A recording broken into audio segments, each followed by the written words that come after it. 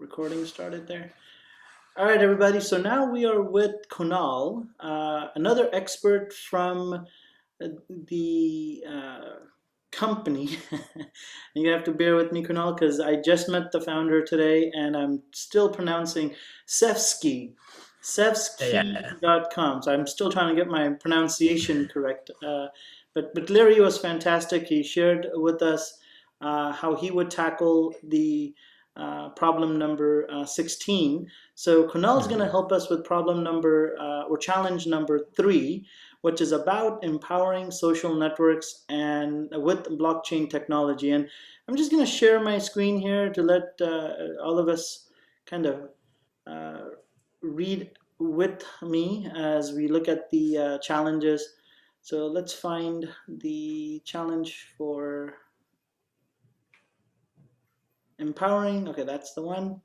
All right, so here our sponsor, the Elo Rand Foundation, has sponsored this challenge. It's about empowering social networks with blockchain technology. And I don't know what I'm doing today. Today I'm really butchering all the organization's names. So it's Algo Rand Foundation, and they've submitted a couple of challenges for us. This one, the description here reads that many have been talking about decentralizing social networks with blockchain technology.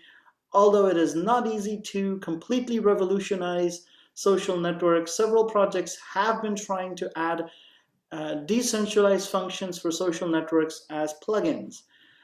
We would like you to focus your challenge efforts to keep extending in this direction. We do not want to limit your imagination, but here are some topics for your team to consider a reference. So then they go out and they've listed a bunch of topics for you to consider. And let's just jump straight into what they're expecting.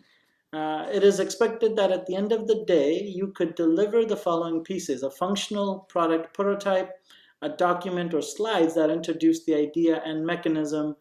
And then if you're interested in to work on the project, the foundation is interested in providing grants and possibly internships for you to work on your project. So this is kind of a cool little opportunity for our students to submit an idea and then also work on it with the foundation, who will help you kind of turn it into an internship over the summer. So Kunal, let's see, you say your last name as Bilani or Bilaji. I'm butchering names.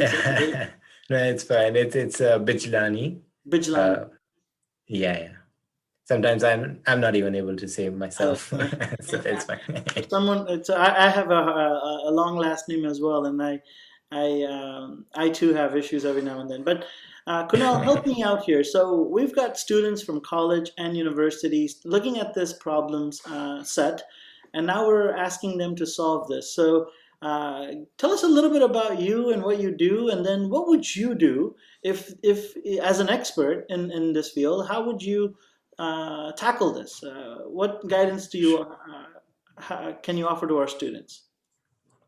Sure. Let me share my screen here. And yeah, so just a little bit about myself. My name is Kunal, and I have been working at Zuski Corp for the last about 1.5, 2 years. Before that, I was just completing my education. As you can see, I have a master's in mechanical engineering, so which is a completely different field from programming and blockchain technology. But I was able to get into this topic because I have been reading a lot about blockchain technology, how it works, how the decentralization of the technology works, and how it's implemented, especially in cryptocurrency with all the hype that is going on. So I found this to be a really interesting topic of how you can decentralize social media, given that there is so much censorship going on the social media platforms, and if I was just debating if it's a good idea to completely decentralize these platforms or not. But in any case, just a little background of what we do here. So I don't know if Larry told you, but we are basically a design firm who, most of our clients are new inventors who come in our office and bring in a new idea of a product that they have. And so we sit with them, sit together and try to work out all the requirements they have for the project. Uh, and we just help them develop whatever they want us to develop, right? These are some of the projects we have worked on over the past few years. And we basically follow a flow chart of how we try to tackle all these new inventions that come up. So basically, first there's the idea generation, which is on the side of the clients, where they have this new idea of a product that might work, that they think might work in the industry, and they come to us, right? And then we ask them for the product requirements and the specifications they want, right? So they have these requirements. So let's say a product should be rectangular for sure. It should be blue in color, right? They have these dimension limits that they want to work within. Shouldn't be too big, shouldn't be too small. Uh, they have these functionality requirements that it should be able to perform different kinds of work. But there is this one big challenge that they want to focus on, but others are just add-ons, right?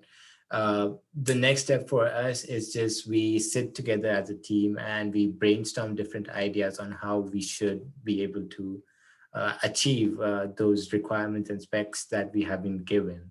So one thing we do focus about is that we don't immediately start tackling all the requirements at once. Uh, let's say we have this pen here, right? They want a sleeve developed, but with the sleeve they want other features like a tube going through it, or a camera in it or something like that.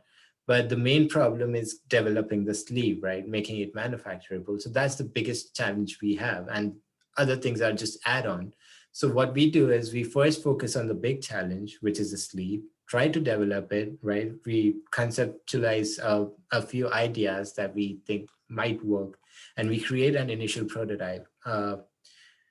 Once we do that, we test it out, we see what problems we are facing with that prototype, and then go back to the drawing board, develop that idea even more, make it better, refined. And once we have tackled the main idea of the sleeve, then comes the next problem of adding all those other features that the client wants.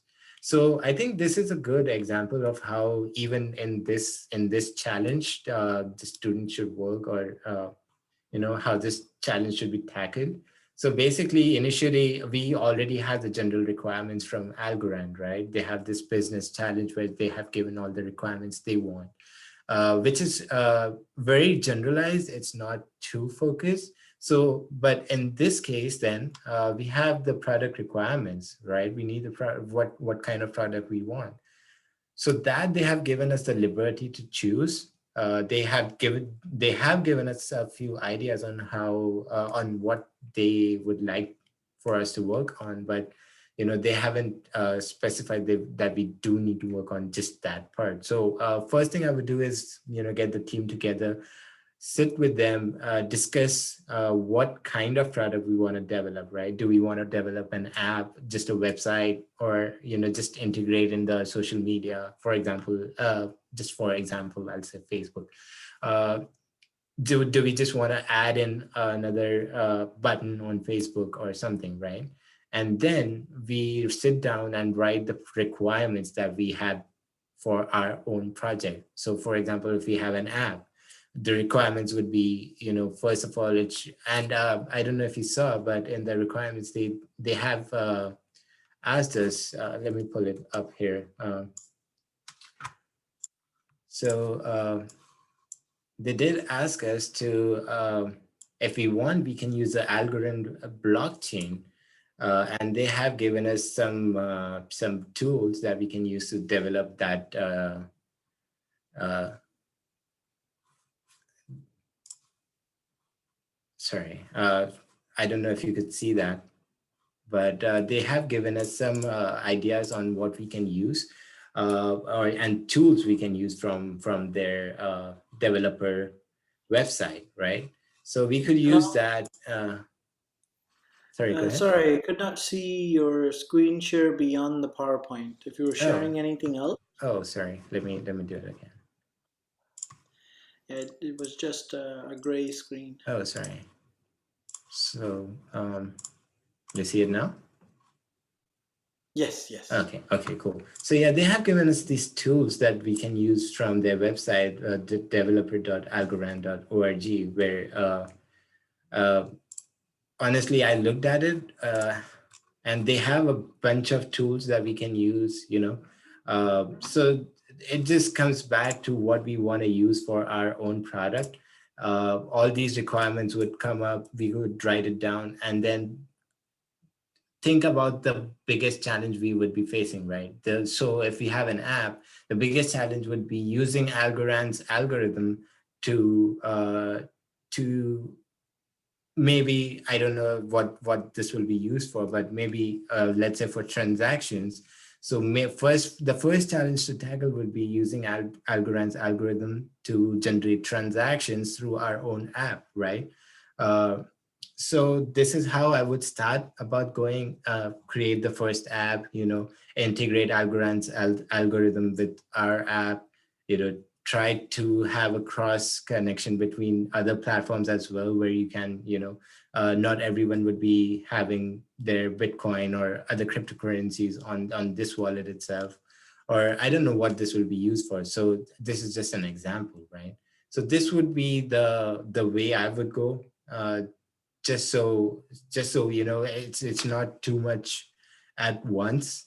This is a really effective method that we use over here to come up with new products, because it allows us to think at one problem at a time, and that really helps us. And another thing that we try to focus on is that, don't try to reinvent the wheel. Make something that exists but better.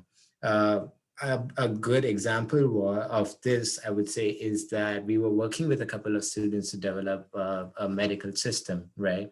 And then the students were a little disappointed, because although they had a new system which was never ever created, but they were using the components which were already there in the market, right?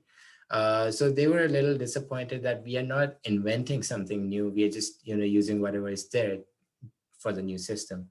So that's when Larry, he said that, there you already we already had the wheels, right? We had already had the car, we already had the batteries. But what Tesla did was they combined all of them and created the Tesla car that we know, and which has made it one of the most valuable automakers in the world, right? So you have all the components, make them bring them together and make something new. That's how you need to move ahead, because right now it's really difficult to come up with something entirely new which has never been made before. But I'm not saying that it can't be done. It's just really difficult to be done. And if you can even use what's already there to make something new, to make something better, that really helps move forward. That makes everything even better. And that helps a lot. That's the tips that I would share if I was working on this challenge. This is how I would go about starting. Cool. Thanks for sharing those, Kunal. Do you mind going to that slide too? I had some questions there for you. Uh, Sure. if you want to reshare it really quick. Yeah, yeah. So you said this one. Um, so these are the products that you currently help design, or the company that works on. So you guys get to see a lot of inventors across the spectrum. It looks like a lot of medical, but also um, well, tell me a little bit more here. And your role is really as an engineer. You help bring these ideas to life. Yeah, Yeah. that's true. That's true. We actually specialize in medical products, especially for neonatal children, the premature babies, right? We have a lot of clients that have, these clinicians that come up that are working on neonatal children's health, right? And they have these Mhm. ideas. Oh well, we don't have something that helps us with this problem. Maybe we could develop something, and then they come to us and we try to help them develop those products. So yeah, my role is basically I mostly work on testing. Uh, so once we have a working prototype, which we are a little satisfied with it, my Mhm. job is to come up with different test protocols to check if the product is actually working up to spec or not. A lot of our products include cannulas, which go in the nasal area. So I do perform CFD analysis, which is computational analysis on the products, how air flows, flow resistance, all kinds of tests that we can do, we do. And we also have a ton of 3D printers, which help us prototype those parts. So as an engineer and an expert, where do you go when you're tackled with something that you've never heard about or never seen before? What do you do? What's your starting? Because some of these ideas are you may have seen a variation of it or not. Right. But what do Yeah, you yeah. do when you're tackling an unknown problem first time around? Right, right. I mean, all of our products are just the first time products, so there's nothing like them before that has been made before. But one thing is that there is gonna be something or the other. Like I said earlier, that we never try to reinvent the wheel, right? We just try to make it better. So even Mm. if our components don't are not entirely made before, there will be some parts of the components that will that are already existing, or that are already being used somewhere else, not necessarily in the medical field, right? Could be used in any other field. So we just go about and try to look for different inspirations, different ideas, and just try to work on that. Like this product we have, can you see my mouse? Yes. Can you see my mouse? Okay. So like this product we have, this is just to hold tubes, right? It's a monkey. But so it was just for children. So we have this product that has a metal arm, but it's just molded with plastic. It's just it just goes on the head rails, and what animal could have arms? A lot, right? So a monkey was the one that the clients chose and they liked the most. So we just went ahead with that. It's just inspirations from all different kinds of areas. Oh, Just that's have to great. look. So if you go to the next slide there, you had the process defined, where you Yeah. go from idea generation to product requirements, brainstorm with teams. So let me tell you, the students who are taking part in our hackathon, some of them are going solo, some of them have teams already established, and some of them not yet know who's in the room. So they're looking for teams, but they don't know people. The challenge here Right. is they have 2 days, Saturday and Sunday. So any Mhm. advice on building a team or brainstorm? When you say brainstorming with a team, we first must have a team. So Right.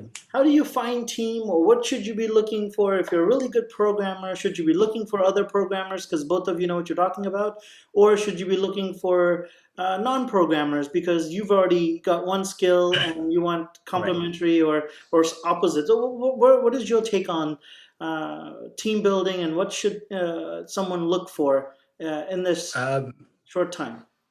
right. So both of those options are equally good. Like you should have someone with who also has a programming experience, but someone who doesn't have that but is good in other areas. So there are people who are not just focused in programming. I wouldn't say that I am too much involved in programming, right? But I do program a lot of PLC stuff. I used a little bit of Python. uh, so I do have a little bit of idea of programming. So having someone who knows what you're saying even if they are not particularly involved in that scope of work, but even if they have a general idea of how everything works, how you program, what the other team member is talking about, that's all you need. But I would say try to diversify as much as you can so that you can get the best of all the worlds. Good advice there. So try to get the best of both, but it starts by networking with the audience, getting to know who's in the room, and especially for a hackathon where it's 48 hours. So make it quick. Right, right, Don't spend too much time on that right. activity. All Yeah, right. So then you suggesting conceptualize the product. So this is where you're just designing it out and right, thinking through all early in the day, Larry had shared a matrix with us on project requirements and project uh, design, all the inputs and outputs that were needed. Just list them all out and go with the sort of the concept. And then you're saying right. initial prototype. So this is where those students that have the skills to put it together.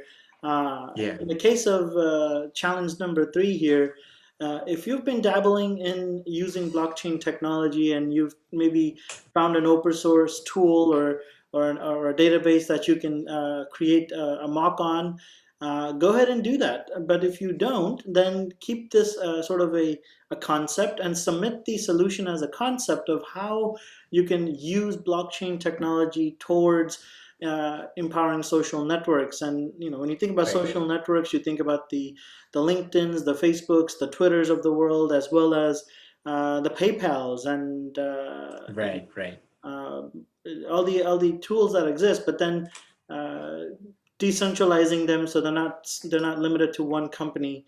That the power of it is owned by the people. So right. so this is really good. The challenge really is there. I think the world's headed in this direction. So Kunal, I want to ask. The last few minutes that we have here, I want to ask you what is your thoughts and take on hackathons in general? Where do you see these hackathons, in the next 3, 4, 5 years? And then, what is your take on them? Are they helpful? Are they Uh, hurtful? Are uh, they? Yeah, go for it. honestly, I'm not lying here, but when I was doing my bachelor's, I had seen this hackathon event come up in my college as well when I was back in India, Uh-huh. and I really wished I could join in because I have a little bit of inclination towards programming, but mechanical engineering and computer programming are just two different fields, and I couldn't really enter that. But no, honestly, hackathon is a great idea and a great platform for students who have the capabilities or who have even the general concept. It's a good platform for them to showcase their abilities, their ideas, their mindset, and it just gives them a really good a platform to connect with different companies, and for the companies as well to see the new talents that are coming up and how they can help the companies themselves to grow more, and how they can contribute to the companies themselves. So I think it's a really great concept, hackathon. Awesome. Well, thanks for that. We appreciate your time and your expertise. Certainly, we want to make sure everybody take a screenshot of the slide being shared here, and then check it off as you work through each one of the stages here for your solution building. And again, if you don't have the time for a prototype, just make a really persuasive pitch on your Right, idea, so that you get the opportunity to work on it over the summer, either through the grant or through the internships that's offered by the sponsor here. So get to it.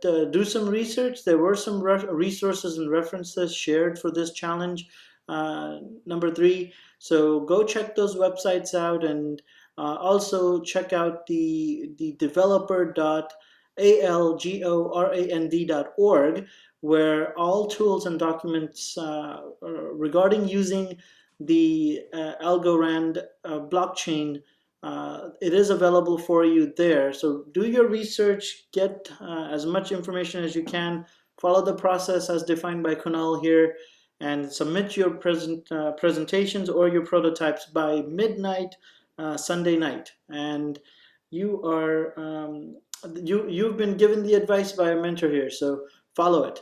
So with that, Kunal, I want to wrap up our call. Thanks so much for your time. And Thank you so quick much for question, having me. last question. How can Sure. students get in touch with you? Are you on LinkedIn? Yeah, I am on LinkedIn. My link. Do you want me to share my LinkedIn No, just or? they can search by your name. So it's Kunal Yeah, yeah, yeah. Bijlani. Bijlani. Yeah, Kunal Bijlani. Just search for him right. and connect, and then make sure to use Thai Houston as the subject line, so Kunal can make that connection. But Kunal, you're signing up as a mentor. If anybody wants to bug you over the weekend, you're happy to look at emails. I'm always there. Right. Thank you so much for that. I appreciate that a lot. All All right, right. folks. So No problem at all. all the best, and once again, thanks, Kunal. Thanks a lot for your time. Thanks for